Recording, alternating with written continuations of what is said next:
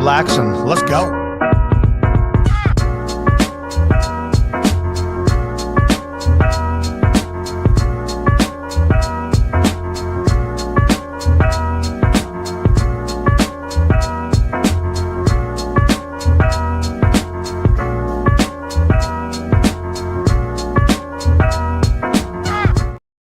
All right, welcome back to the Max Effort Kitchen podcast.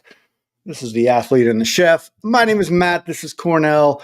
If I come off a little low energy today, it's because I am, but I have no room to talk. So, Cornell, you've been doing a lot of work. You're a lot of like manual labor, so I'm not going to even complain about it. How you doing today, buddy? I'm good. Yeah. It got to be this time real quick. So yeah, it did. I was like, I got 20 minutes. So yeah, it was the same thing. I mean, it was like, oh, okay, it's 7:00. Jack's like, oh, Dad, let's go throw the football. And I'm like, okay, we got 15 minutes. Let's go. Nice. Yeah. So, this is the athlete and the chef. And we haven't talked much food lately. Have you been doing anything fun with food? I mean, today I had some lamb chops that were awesome. Nice. I think they're lamb chops. They look like little T-bone steaks. Is that lamb chop? Yeah, that's lamb chops. Yeah. We went to Costco, got those. We are trying not to cook really in the kitchen right now. So put on the Blackstone. I actually forgot about it, but I had it all the way on low and it was fine. Nice. So they're like 2.5 inches thick. Like these are some thick ones. And I probably forgot about them for at least 10 minutes. But when I came back, they were fine. So nice. Now, when I guess rule of thumb with lamb, some people like the gaminess of it. Some people don't. Where do you stand in that one? I like lamb, but I don't like gamey stuff too often. But I feel like lamb has its own flavor. Yeah. I feel like lamb generally tastes less gamey than like a organic grass-fed steak. Yes, so. I do agree with that. But it does have its own sense of I don't even know if gamey is the right word. Iron. It has its I don't know. Peculiar flavor. Yes, peculiar flavor. That's the best way to say it. I always use like heavy garlic, heavy mint, something that is going to help I guess balance it. Yoshida sauce balances it really well. Anything umami. Do you guys do anything, or is it just like salt, pepper, and go at it? Today was a little bit of garlic salt, a lot of regular salt, and some pepper. Nice. Then we got those. I don't know if they have them at where you are, up at the Costco or at Costco. The miniature cucumbers. Oh yeah, they're basically they're like pickles without the pickleness. Love them. And then we had some leftover tzatziki sauce from when we made some gyros a week ago. Yeah. So then we're just dipping that. That's perfect. Yeah. That's great. I love that. I mean, that's a good marriage of flavors and balance and all that stuff. That's freaking fantastic. Yeah. I can successfully say that I have not done anything crazy with food. I think the most recent thing that I made from scratch, and I might have posted it, was gnocchis, and I think we talked about it. But man, I still cook. I still work with food every day. I'm still doing like R&D at work, but I'm just in a weird mode where, I want to be excited by food, and there's a lot of food out there that's not exciting me. So, sure. I'm playing with different ways to be more efficient with our dinners at home, I guess. We have some routine stuff, but then we have days that where it's just like, what do you want to do today? Yeah. I've been eating a lot of avocados lately. Okay. And I don't know. It didn't come for any reason. I'm not like doing it for healthy reasons. I'm not doing it for I like avocados. Yeah. I just been doing a lot of that stuff, like yogurt parfaits for lunch. I don't even know. Just a lot of yogurt parfait with avocado. I'm like, well, that's pretty gross. Nah, I'm not going to go that route. I will say that avocado is a pretty interesting fruit where you can, dude, I've made a key lime pie out of avocado as the base, and you didn't even know it was avocado. I think we've talked about this. Nice. Yep. Yeah. Okay. Cool. I always go down conversations, and I'm like, no, we've chatted about this. I don't know if Oh, you yeah. know this, Cornell, but we are on our like 78th episode, which That's is cool. pretty freaking rad, I think. Nice. Yeah. So, let's see. Last show we recapped the Pan Ams. I've had this topic. We might as well just jump into it. I've had this topic bouncing around in my head for the past couple of weeks. And you coach people. I coach people in other sports. I've personally had coaches. I feel like we have a good authority to be able to talk about this because we just do. So the biggest thing is, what defines the success of a coach? And I think when I very first thought about this, dude, I was like, well, it's the success of the athletes. But it's not. It's so much more than that. Because I mean, you can have a successful athlete and be a really shitty coach. Yeah. You're just relying on the talent of that athlete. So I don't even think that even aligns in that. And I scratched that off. I got a whole list of things, but I want to hear what you have to say. Well, I was also going to say you can have the opposite of that, where you can have a really great coach and a terrible athlete, and it's not going to go well either. Yeah, I like that. No, I think we touched on this a little bit last week. I think, okay, we just dipped our toes in it. Mm-hmm. So I'll go back to what I think I said a little bit about that. Depends what the goal is for the athlete. Okay. So if the goal is to lose 10 pounds, if you can get them to lose 10 pounds, then you're a successful coach. Yeah. You're an even more successful coach if they can keep it off. Hey, there you go. I think it really does depend what the goal is. What I don't like is there's freaking coaches for everything now. There are there are life coaches, business coaches, social media coaches. Like, I think a lot of it is a bunch of crap, though. It's just people wanting to have authority, and they don't necessarily know what they're doing. They're just kind of winging it. But I think that the best coaches, they're not winging it, but they're always learning new aspects of it. So they're not set in their ways that this is the only way to do it. Yeah. Well, two things just came to mind. First thing is all those made up coaches. They're going to be put out of business by AI anyways, or they're using AI. So there's that. But to seal up kind of what you just said, the growth mindset, a coach with a growth mindset to me is somebody who knows how to develop their athletes and develop themselves. Mm-hmm. I think that's a really big thing. I wrote down here continued education, and that's something that and I've really believed in my career and anything that I've ever done, but so much for a coach, because sports change over times over decades, over different times where different athletes start to come in and change the sport. And we talked about this a little bit last time, where we're starting to see a new regime of young athletes come through, and they're going to change the sport to what even we knew it was, not completely, but they're going to put their own spin on it. And I think to be if you're going to be a coach in a sport, you got to be, first of all, you got to have a growth mindset. But second of all, you have to be adaptable, adapt to what's going on.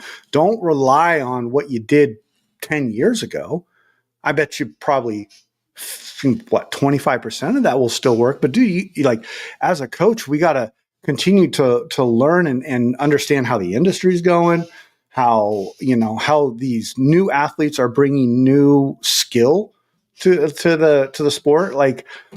Just a stupid simple thing like weight class changing. As a coach, you're gonna have athletes coming to you being like, "What do I do? What do I do? What do I do?" Well, you got to adapt, especially if you're a coach that hasn't had to deal with a weight change. Yeah. You got to be able to instruct your people, and you can't instruct your people if you're not educated on what you're doing. It's just one of those things. Yeah, that's real good. there's a thing that just has been, I don't remember what this person is, but I just started following this guy, and he doesn't have a lot of followers, but I don't know if he's making the videos, but they're like legit videos, like side by side stuff and old videos and lots of good editing. But he posted a handful of videos where he would show like, it was like The Apprentice and the Expert, but there were different words. But sometimes they showed, what's the kid's name, the Bulgarian kid, the new one, the world champ. Yeah, I'm running a brain fart right now. Carlos, Bulgarian kid. Yeah, Carlos. Yeah, Carlos. Yeah. Nascar. Yeah, it showed him at 16, and then it showed him at 20. Yes, I saw that Apprentice. Video. Yeah, and it was like 16 years old or 14 years old, clean jerking 140, and then 21, and it's 225. Yeah. But there was another one that showed Liu Xiaojun and then their new superstar. I don't know his name. Okay. But they're completely different technique and snatches. And it's probably 10, 12 years apart. And it says that it's the same team, the same coaches, the same coaching, different athletes, different style. And I was like, that's really good. And I think China's doing a really good job at that, where if you look at a lot of the newer people, they're split jerking now. And for decades, they were push jerking and squat jerking. Oh, yeah. I noticed that. And that right there, that's adaptability, man. Like, I in a way, like, and I see this in my professional world a lot, where I'm only as good as the team around me. As a coach, you do have the ability to, I think you have the ability to build the team around you, but you're still, if your athletes aren't getting it, you're still not that great. So you only are really as good as the athletes that you're coaching. And, there's a lot of coaches out there. There's a lot of good coaches and there's a lot of bad coaches. And there's something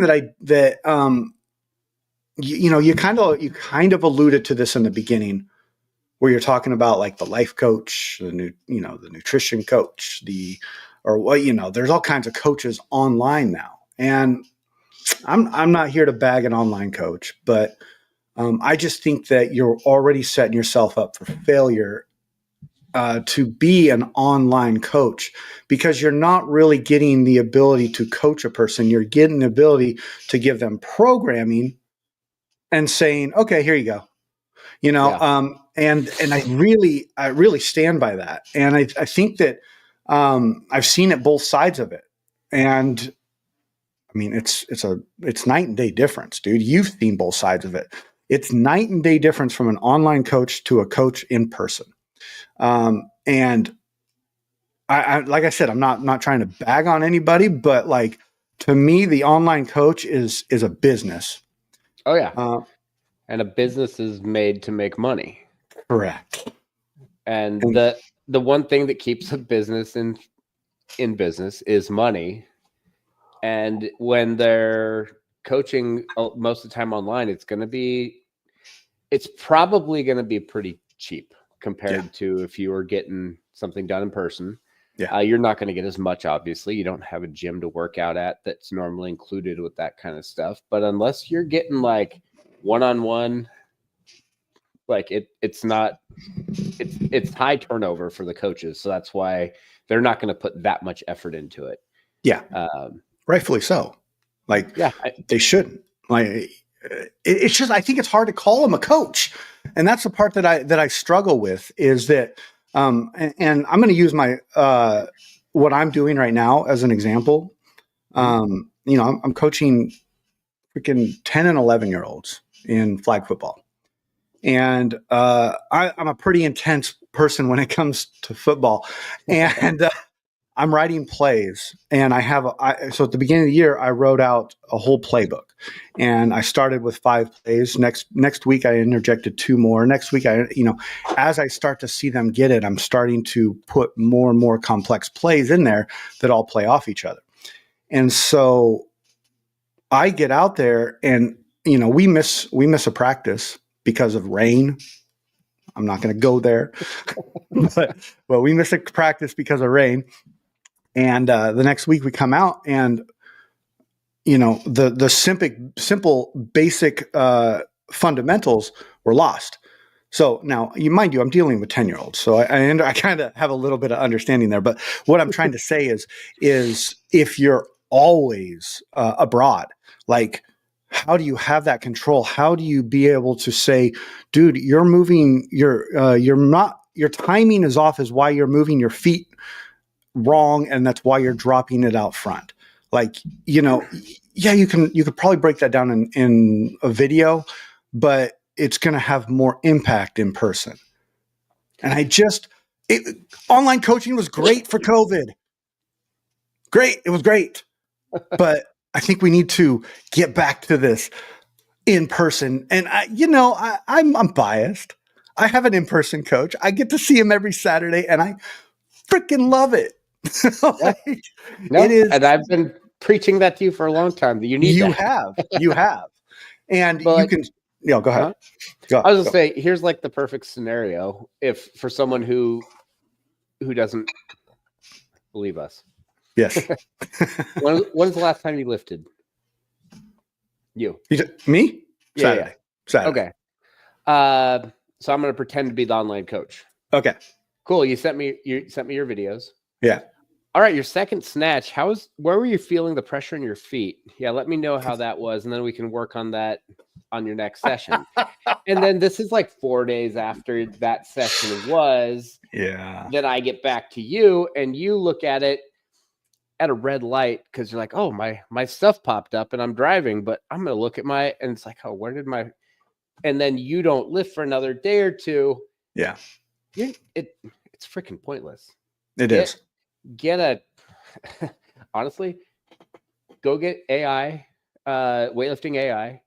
It's lifetime memberships now for $500. Holy, really? Yeah. Wow.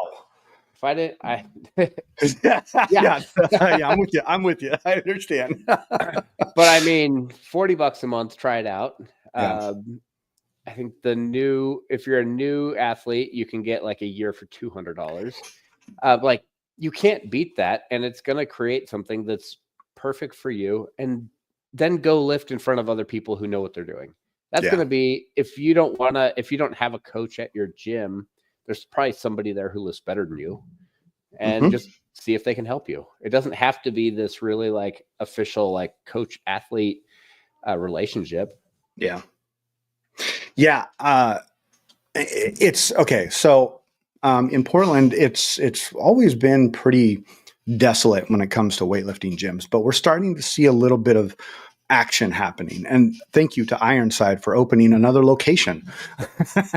That's part of it, but we're starting to see it. We're starting to get a better, not a better, but a community back together, because I think that after the whole lockdown situation and COVID and all that, it really got broken.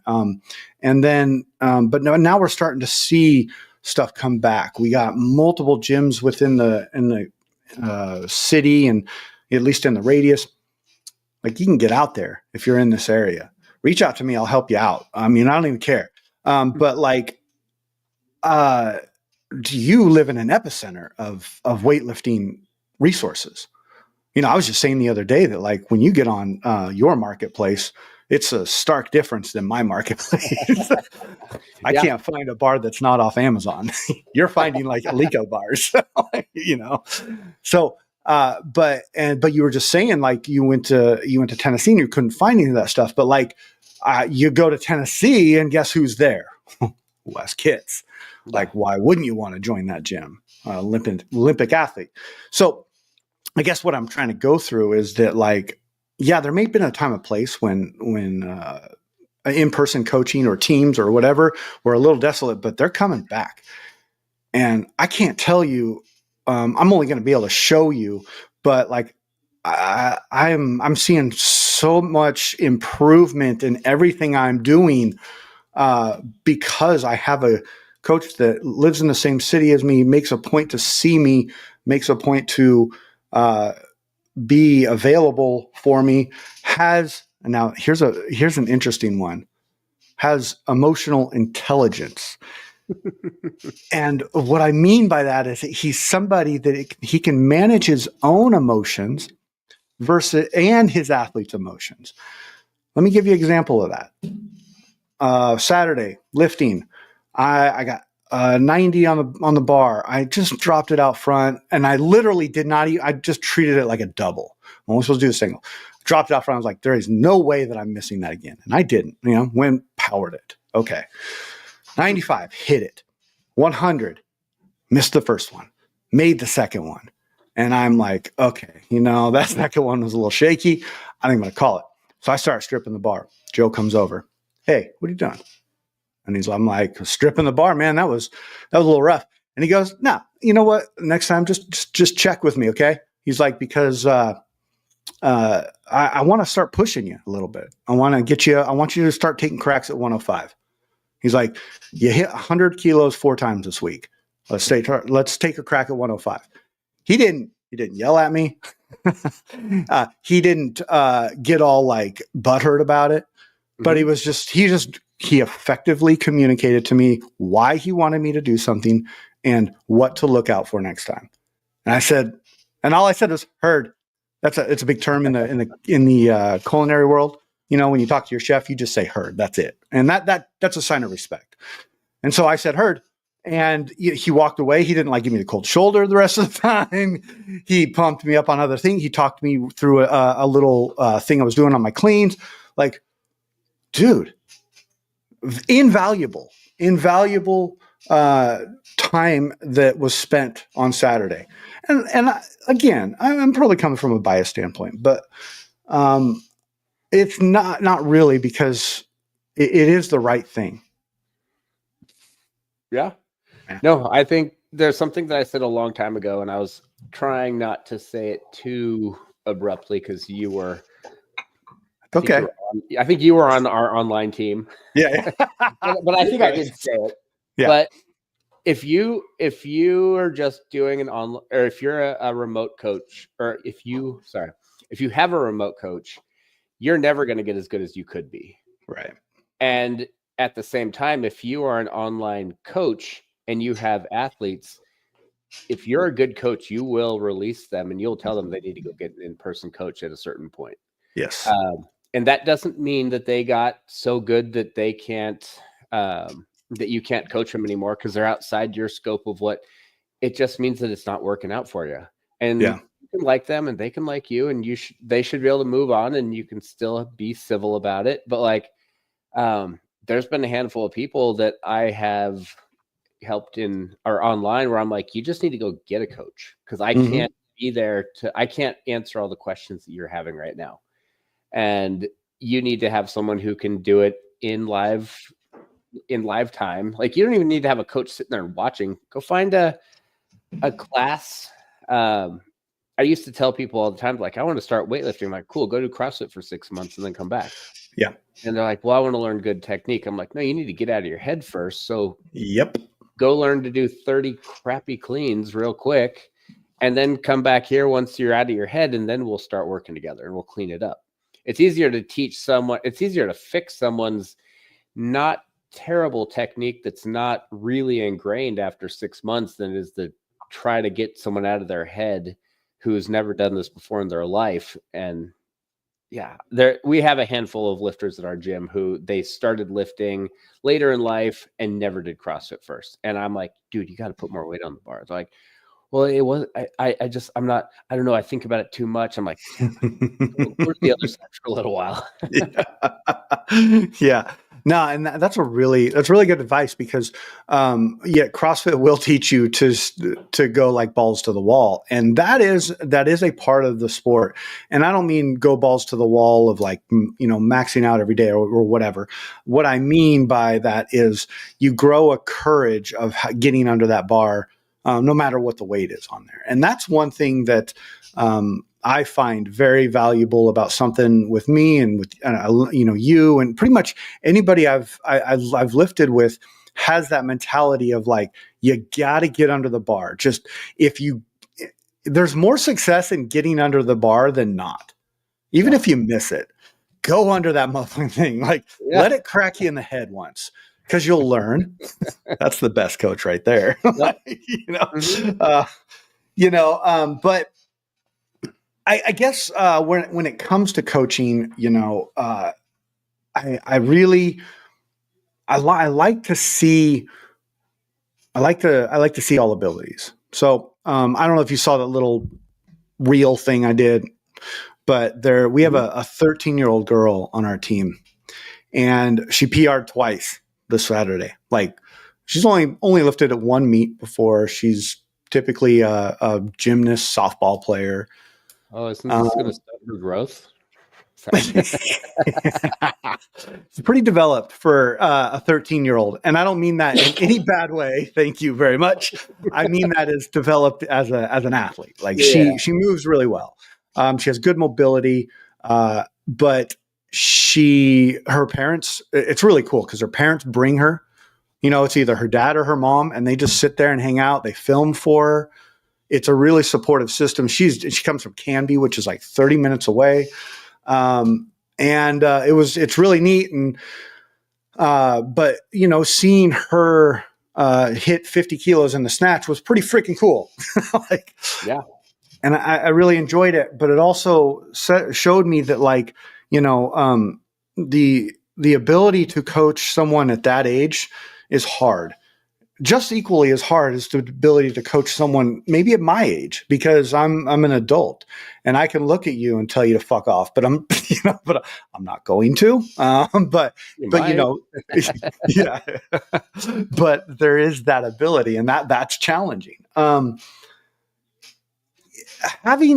Being able to coach from the top to the bottom, it's really, to me, I'm like, every coach wants the best athletes, and I get it. But what I don't like to see, and I've seen this before, where you have a coach that's like, they're okay. I'm not going to give them as much time as I'm going to give my, top athlete. I want to give my top athlete all my time. And this guy over here, he's just starting in the sport, and I'll throw him some bones here and there. Or, they're never going to go anywhere, so I'm just going to just let them do their own thing. That right there is irresponsible coaching to me. I don't like it. Now, I understand that coaches have purpose and they want to maybe fill their ego or whatever it is, but man, have a little bit more value and, what's the word I'm looking for? Just a moral base of, like, if you're there to coach somebody, this person relies on you. Like, that kind of shit just will fire me up every time. No, I've heard a phrase from, well, it's not like hundreds of people, but I've heard this phrase quite often. Yeah. And it's generally the people who aren't the superstars who are venting, and they're like, I'm paying the same amount of money as that other person, right, and I don't get 10% the attention. Yeah.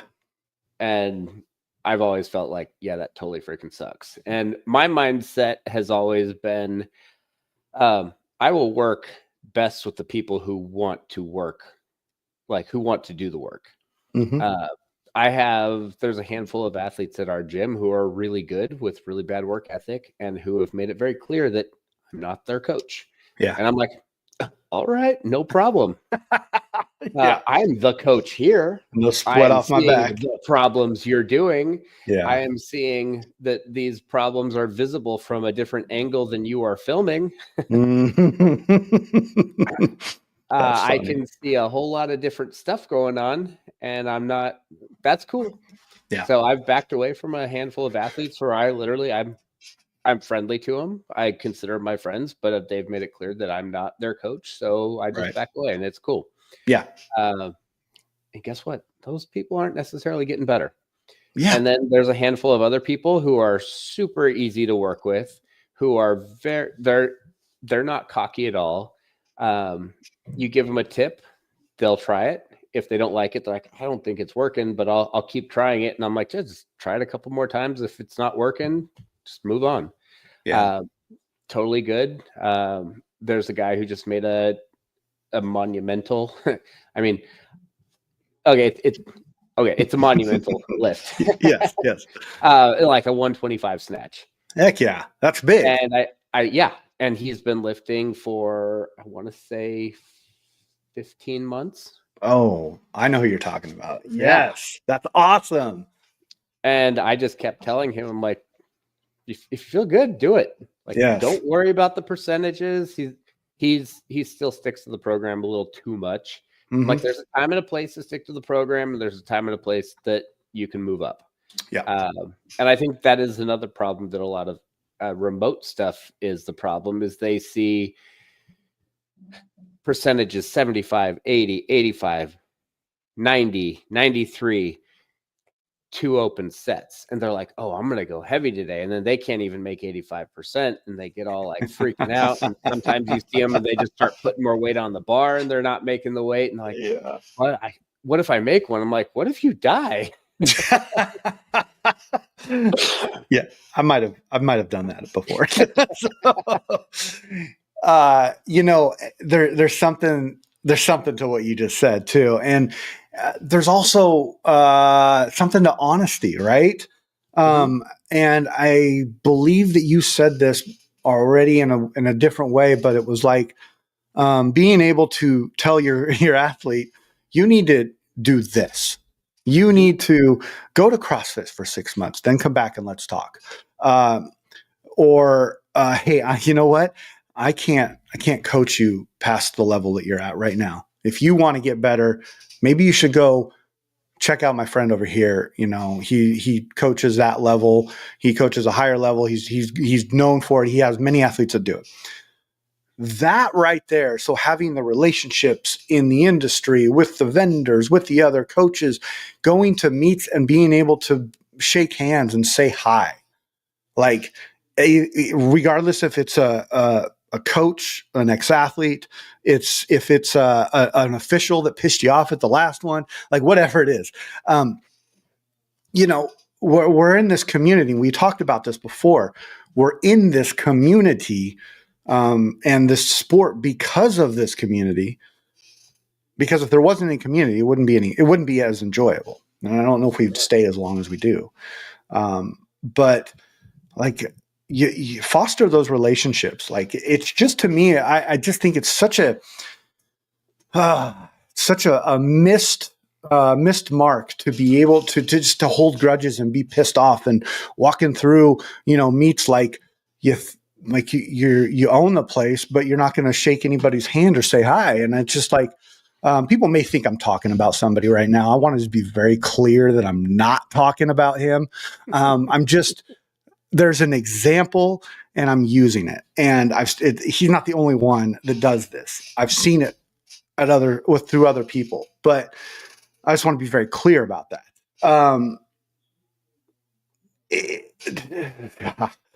I'm a guy that, and I don't know if you're like this, Cornell, necessarily, but I think you are because I've seen you at meets.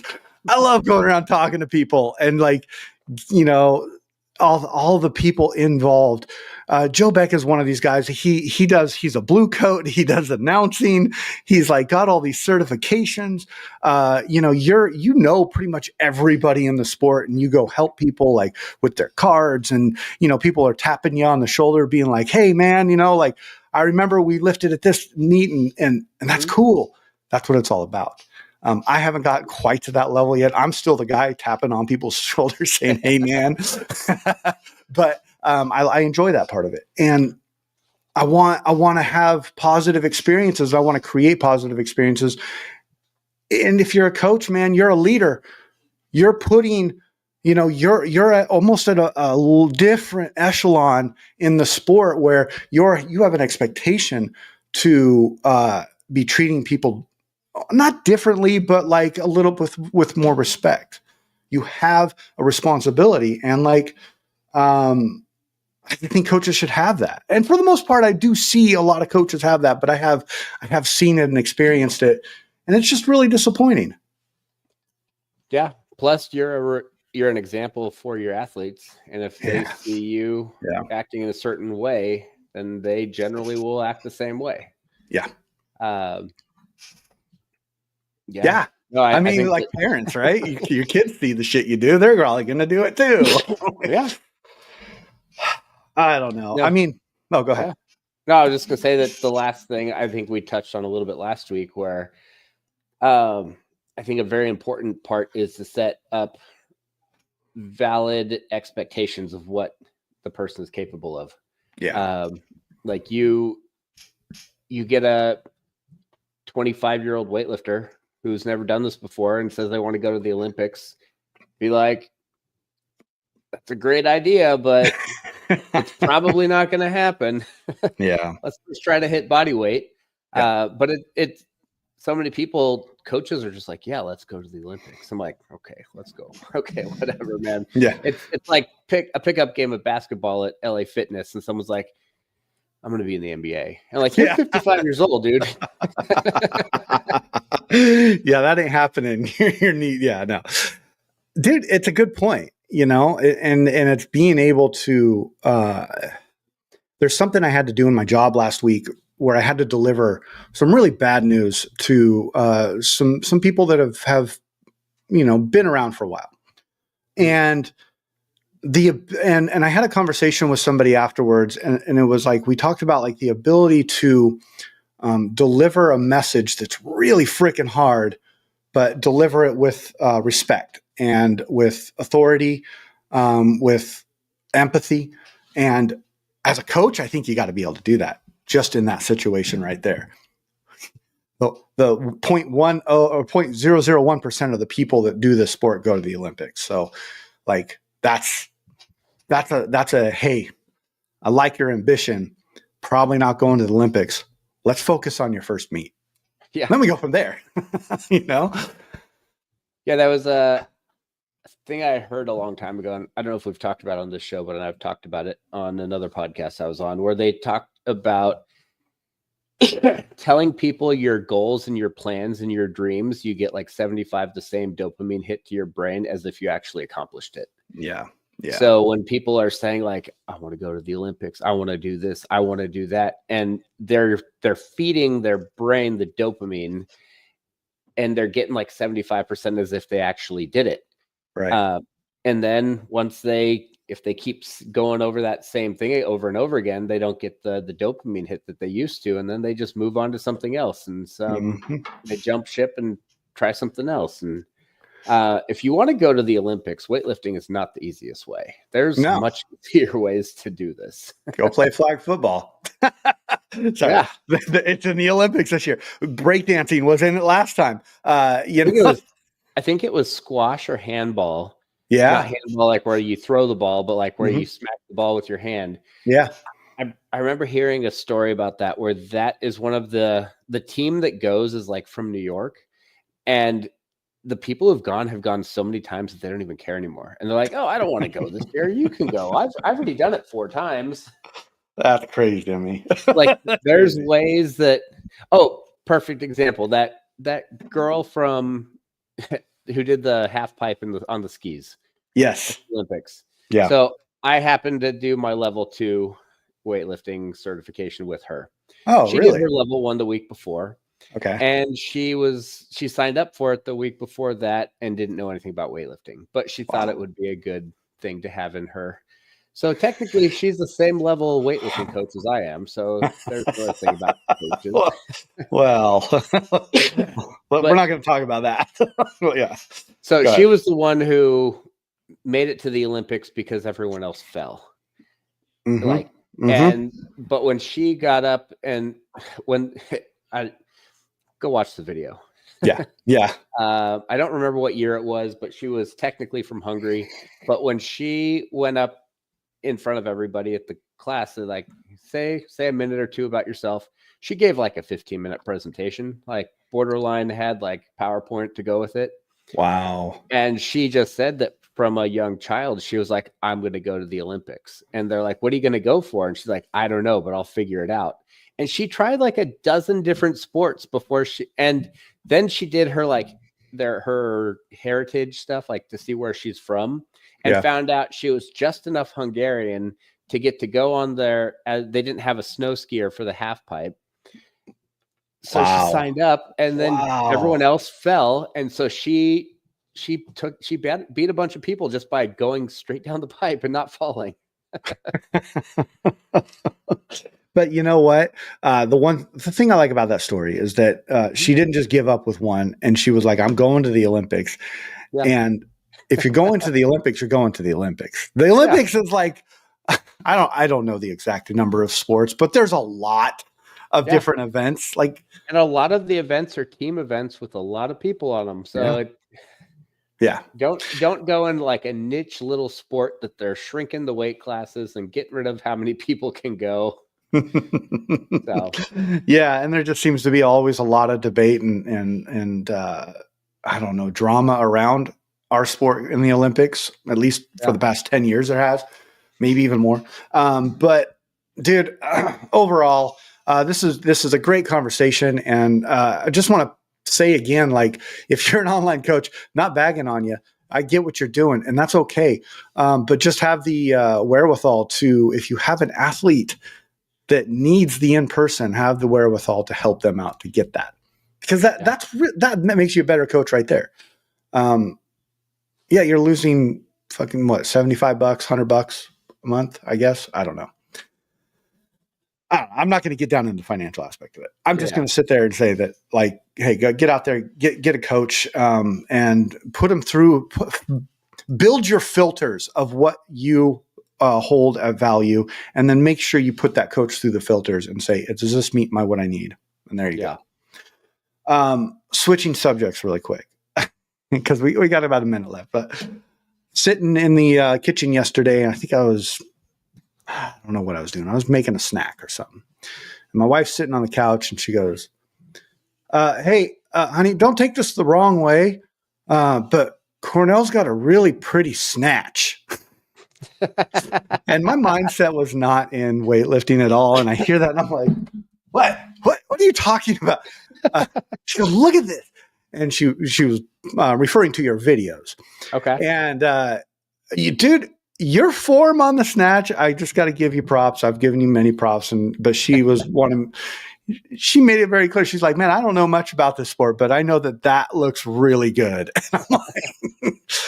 And I was like, that's because he weighs 96 kilos and he's moving the bar faster. It was awesome. Also really heavy for a not super heavy percentage of my bets. Yeah, but. Exactly. But no, your lifting yesterday looked really, really nice, or whenever that video was that you posted. That was yesterday. Yeah, that was yesterday. Okay. You got a calm aggressiveness going on, and it's fast and it's precise. So whatever you're doing, dude, keep that shit up. Thank you. That's why I like that hang, or not the pause. It was a pause snatch. That's why I like that. Yeah, and it was a long pause too. I'm like, that first one. Gonna go? Yeah. So it's supposed to be 5 seconds, because I asked the guy in front of me, I'm like, how long should I pause? He's like, I don't know, 3 seconds. I'm like, oh, that's like what I've been doing. Yeah. One guy, probably 6-7 months ago, he's like, 10 seconds, I'll count. I was like, all right. Oh. And it was like 120. Oh man. I made it, but it was rough. Okay. Yeah, that is rough. Well, I've appreciated this conversation, dude. I've been thinking about this a lot. And I've seen all different sides of it, so I figured we talk about it. What do you got coming up? Anything crazy? You might do a meet in Tennessee, maybe. Yeah, it all depends. So taking the pictures of her house tomorrow, pictures and videos, and then Sweet. They edit all that fun stuff, and then next Friday it goes live, and fingers crossed it sells quick. If we're in escrow, if it looks like we'll be in escrow before that meet closes, I'm probably gonna plan a trip out there it's like middle of July. Nice. Not like I wouldn't be there long, probably Thursday through Sunday. Yeah. Take care of some stuff out there, and then do a quick meet and come back. Cool. But I am doing my programming based on going to there. So yeah, that makes sense. Yeah. Let's see, I got June 14th I'm doing a little local meet here at Coley Strength.